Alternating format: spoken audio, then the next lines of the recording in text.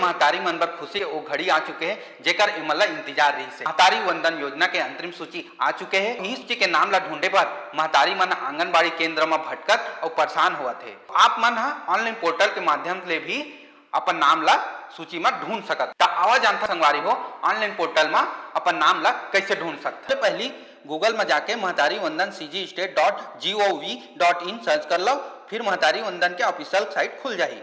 फिर 3 ठन लाइन ला क्लिक करो, फिर आवेदन की स्थिति देखना है तो स्थिति देखे बर अपन मोबाइल नंबर या आधार नंबर डाल लेवो, ओकर नीचे कैप्चा भर लेवो, फिर सबमिट कर दो। सबमिट करे के बाद आप मन के पंजीयन क्रमांक, नाम, पति के नाम, आवेदन दर्ज कहाँ करेगी से, आंगनबाड़ी के नाम, आंगनबाड़ी की जांच, आवेदन में अंतरिम सूची में नाम दिखावत है तो एक मतलब समझ जाओ कि आप मन के खाता में पैसा आने वाला है। तो संगवारी हो आप मन बताओ कि जानकारी आप मन कैसे लगी और ऐसने जानकारी पर देखत रहो हमारे चैनल ठिया छत्तीसगढ़।